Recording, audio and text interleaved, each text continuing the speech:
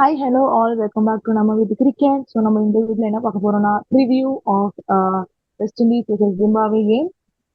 It is going to happen in Wankhede Stadium today tonight at 7 p.m.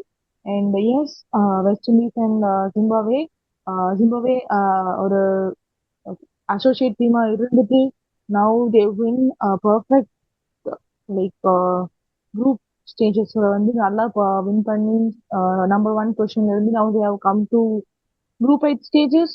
If they win here, they have a chance. And the momentum, winning momentum அப்படிங்கிறது வந்து இருக்கு. இது ஒரு I think I hate we know probably like இளம் கன்று பயம் அறியாது அப்படின்ற மாதிரி they have nothing to lose as well. So Zimbabwe already shown a great game. அவங்க அவங்க டீம் வந்து எந்த அளவுக்கு அப்படிங்கிற already they have to prove nothing much அப்படின்ற மாதிரி அவங்க காமிச்சிட்டாங்க already. Yes, now they're gonna face West Indies. West Indies now had a great chance yesterday. Even India lose பண்ணனால now they will be boosted up to win against Zimbabwe அப்படின்னு சொல்லலாம். Since they are starting up with Zimbabwe as the first match, so they are very much boosted to win against Zimbabwe.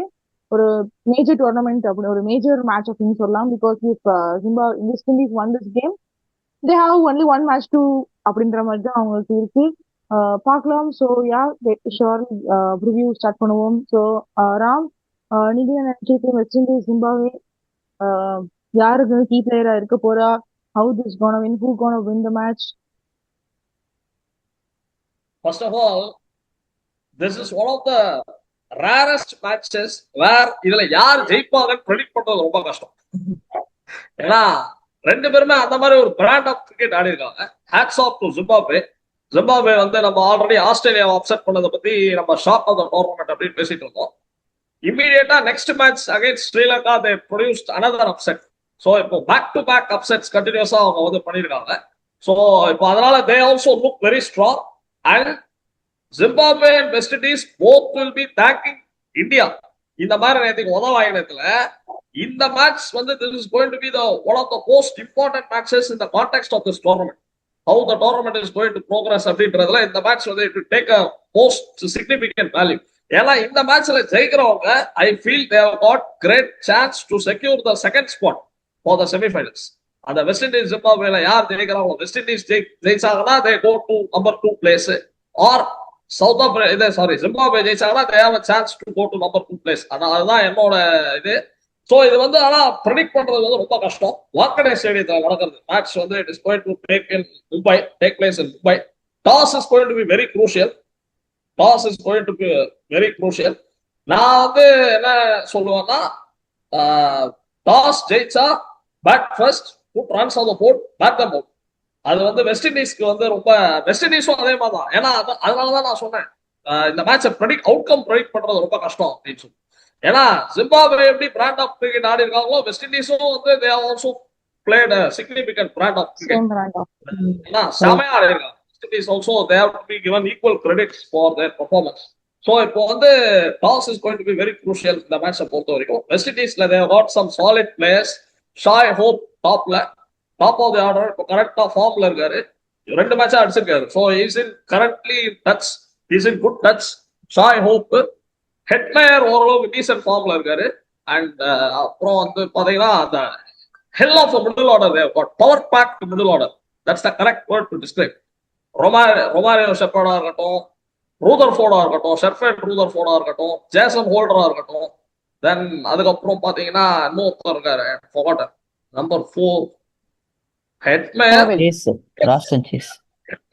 Chase, Rutherford, Rovman Powell, correct, Rovman Powell and Romario Shepherd. And Akeal Hosein is also capable of batting. கொஞ்சம் Akeal ஹுசைனாலே ஆட முடியும். Spin department அவுட்ஸ்டாண்டிங்கா இருக்கு. West இண்டீஸோட spinners வந்து especially they have performed very well.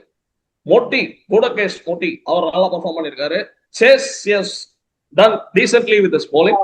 And Akil Hussain வந்து very useful opening left arm bowler. So எல்லாமே West Indies is also capable of and moreover West Indies பாத்தீங்கன்னா sentimentally on their given day they can tear any opposition apart.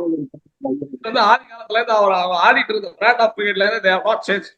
2 வாட்டி T20 world cup ஜெயிச்சிருக்காங்க. அந்த world கப்ல எல்லாம் பாத்தீங்கன்னா 2012 2016 எல்லாம் 2012 வந்து ஐ ரிமெம்பர் எல்லா விக்கெட்டும் போயிடும். மார்லன் சாமுவல்ஸ் மட்டும் தனியா ஆளா நின்று அடிச்சிட்டு இருப்பாரு. மார்லன் சாமுவல்ஸ் மட்டும் தனியா கவலையே படாம யூஸ் டு பிளே. அந்த மாதிரி ஒரு பிராண்ட். அதே மாதிரி தான் 2016ல கார்லாஸ் பிரைத்வைட் பத்தி தான் எல்லாரும் ஞாபகம் வச்சிருப்பாங்க. Carlos Brathwaite 4 sixes. Equally Marlon Samuels contributed 85 not out அந்த மேட்ச். சோ ஏன் சொல்ல வரேன்னா they are known for their fearless approach. So இது வந்து ஐ வில் டேக்